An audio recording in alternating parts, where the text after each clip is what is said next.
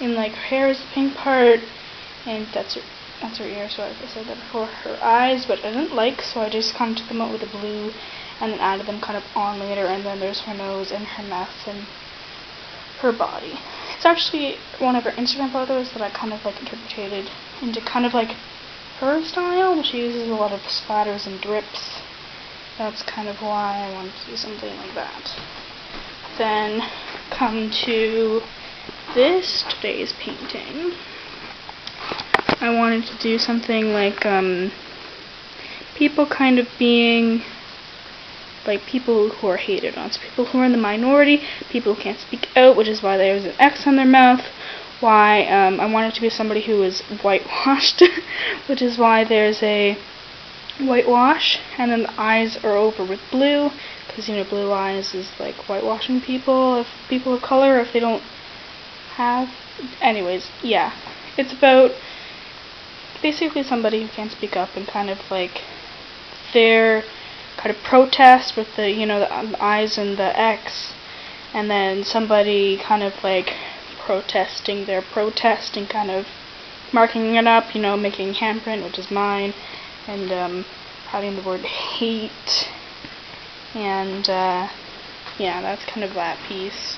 By the way, this is done in crayon, so what I did was it's crayon for all these lines, like the dark lines, and then I did a layer of gouache, kind of in varying tones, and then the blue, like the blue, the gray, the black, the white, like this kind of black over here, the white and the red are all acrylic paints, and then this was a black oil-based paint marker, and I really like how like these are going to be shiny, like this is going to be shiny, that part, that's going to be shiny, this is going to be matte.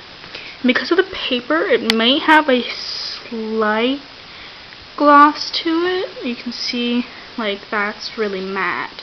It's like, over here isn't a good example of how it's going to be matte and then shiny, kind of like a separation of the vibrancy in the protest, kind of.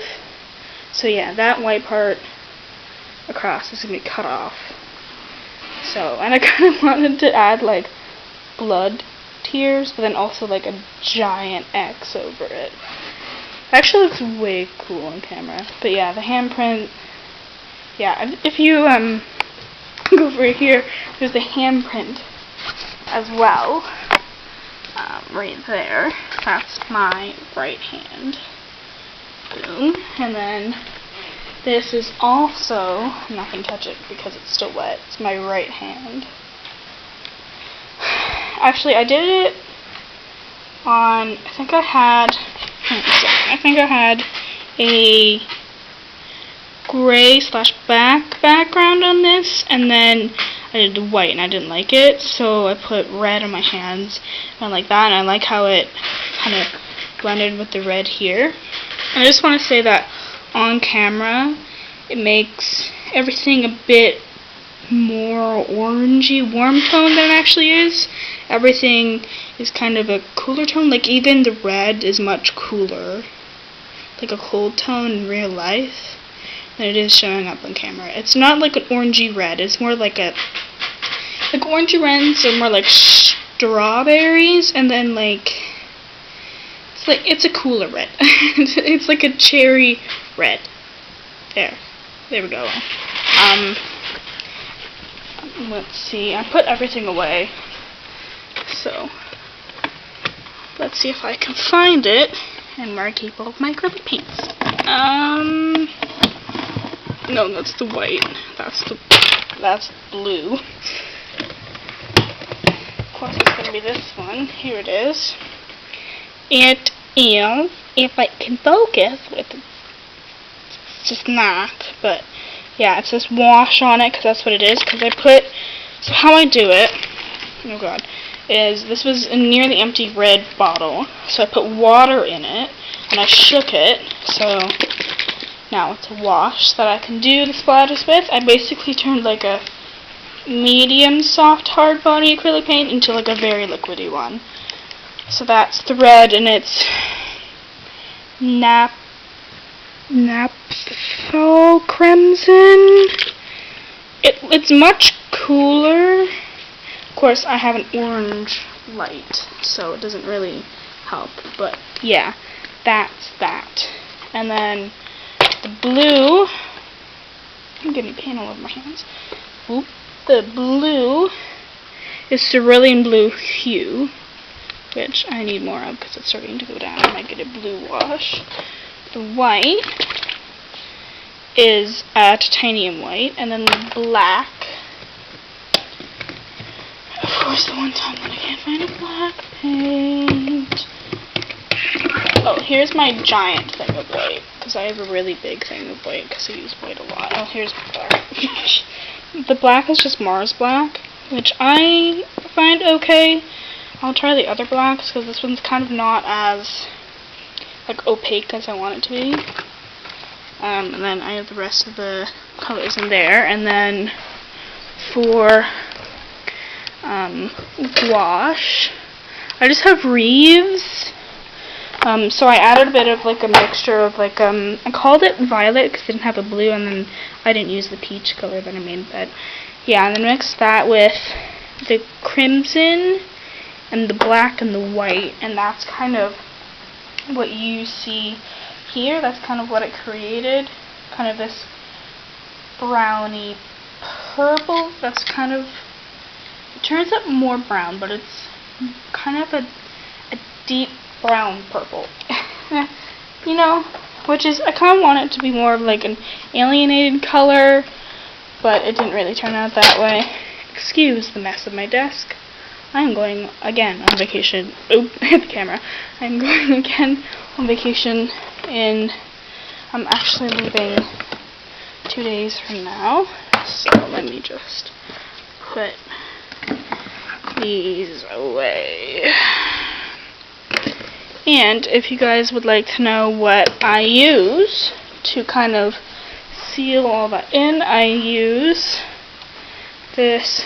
It's like a student brand. It's simply acrylic matte medium, and I tried doing a painting using it as an actual matte medium, using it instead of water and mixing it, but I didn't like it, so I just use it to glaze over top so it doesn't have that sheen.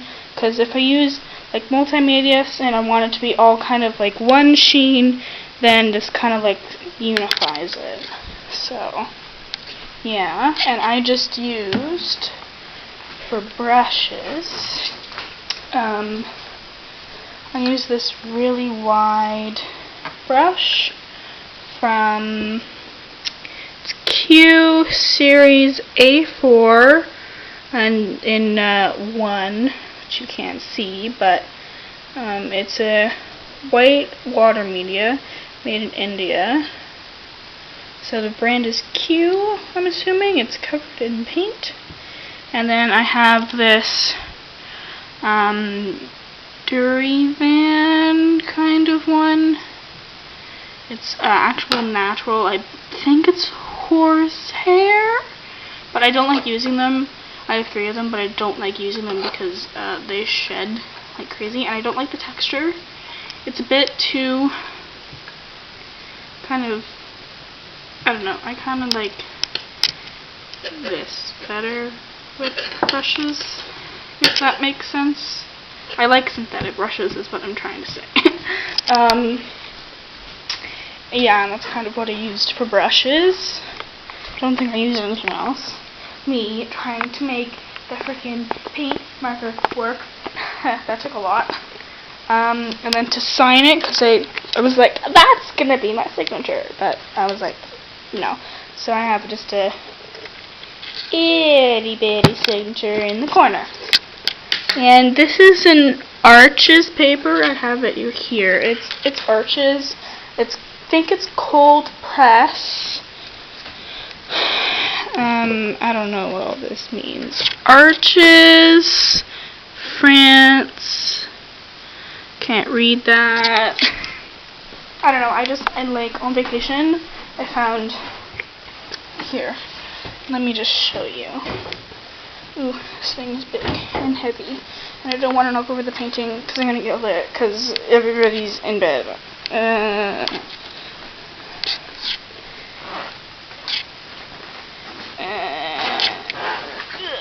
gonna be.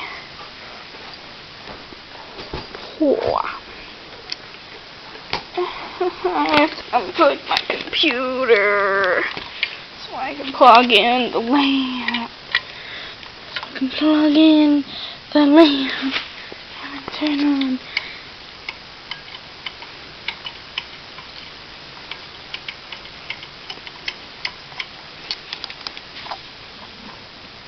Oh. There we go. Okay. Okay, let's get you situated. What? There. Okay. So, hopefully you can see it better. So,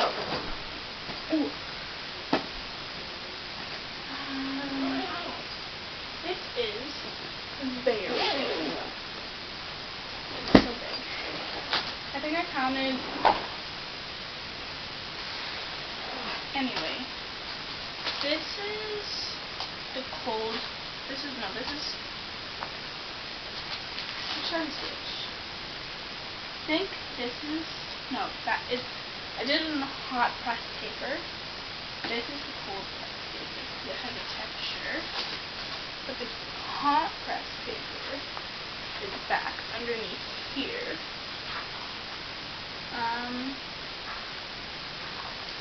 140.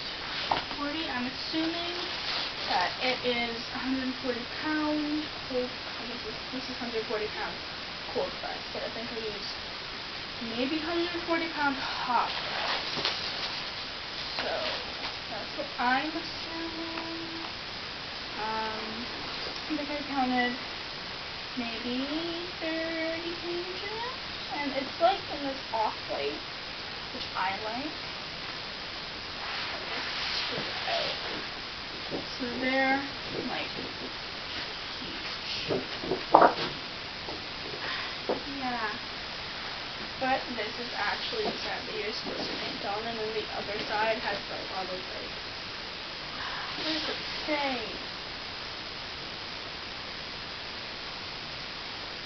Arches France. Defending sign.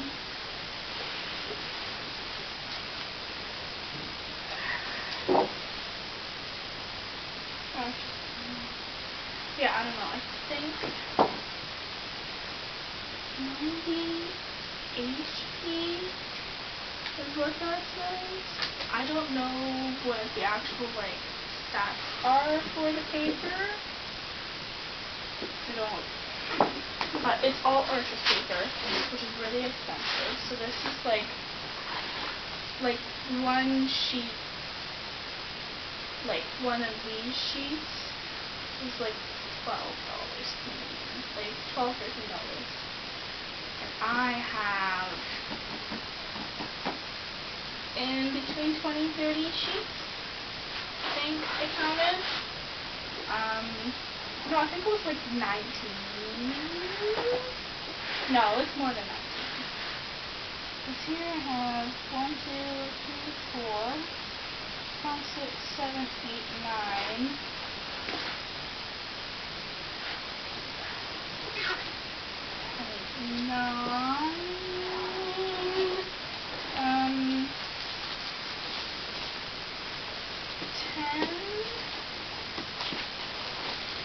It sounds like I was just 11 because it's like 6 smaller pieces.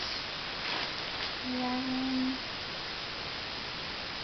13, 14, 15, 16, 17, 18, 19. So I have 19.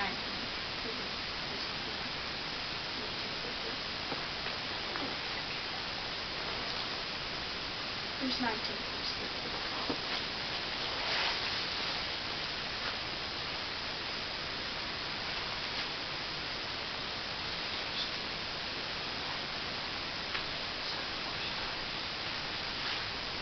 Yeah, there's 19 pieces of paper in here, so I have 19 other sheets. 19 times, like, 12? I don't know what that is. Whoa. but I'm gonna say not clean and 10 is 190. So I'm assuming that you're at about close to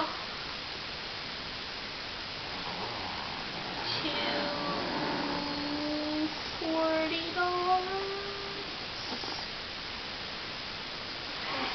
Around maybe 220, 240, anything in between like $200 and $250 of the watercolor paper.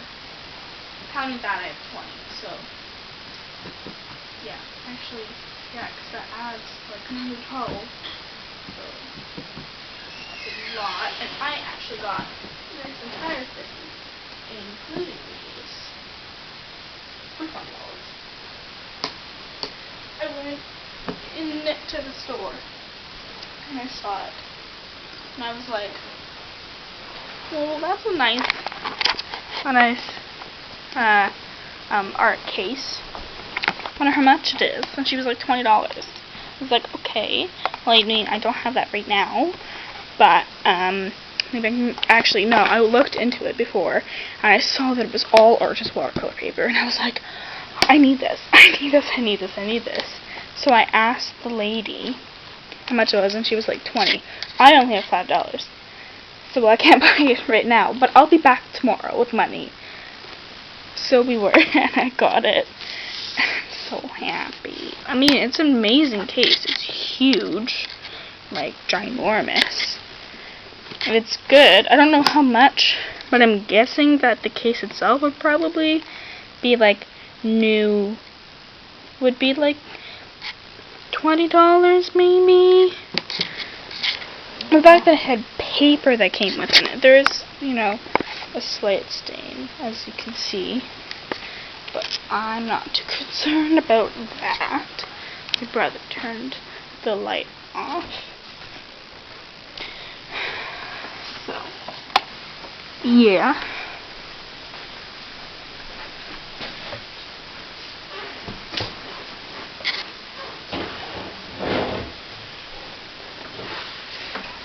I just keep it right at the side of my desk.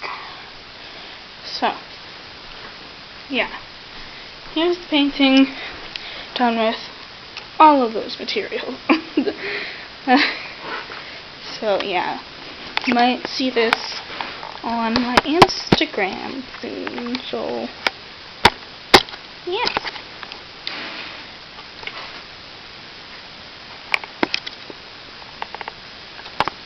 Just grabbing all the stuff.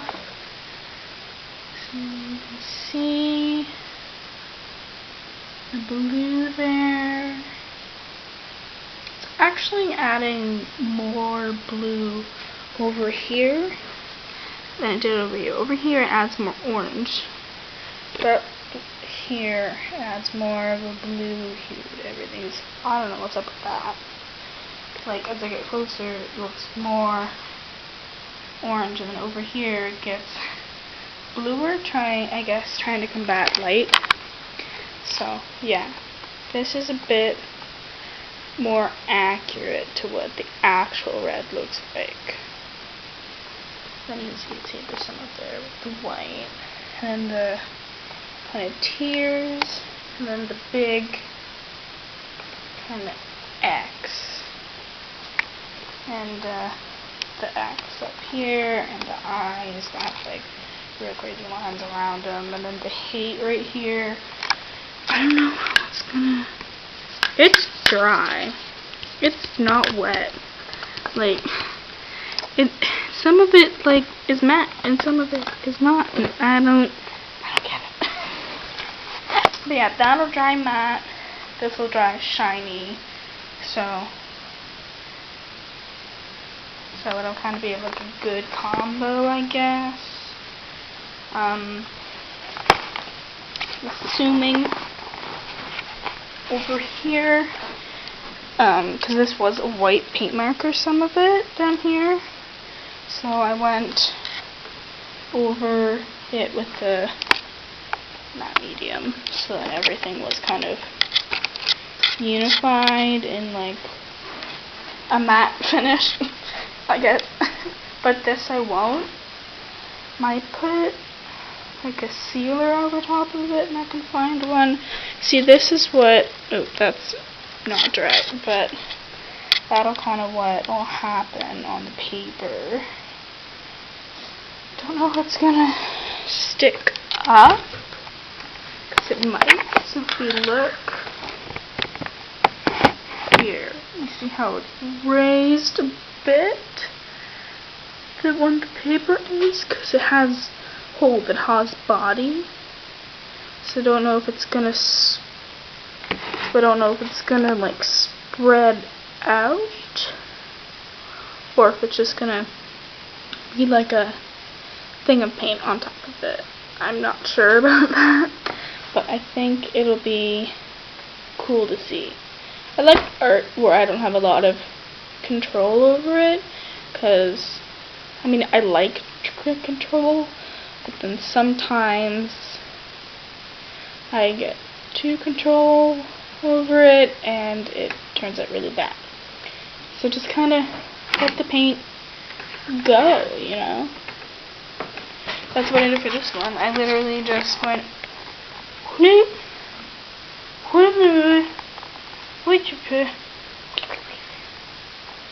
and then I took like a color from over here with like, I literally had my hand covered in blue paint and just went, and then I did, and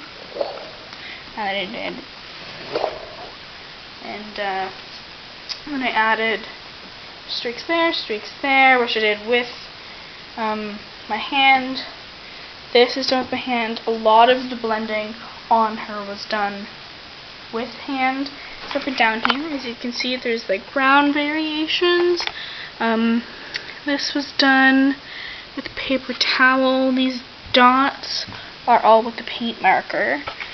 And then we have the yellow wash, which is very light, but in the picture that I did, it had like a yellow side.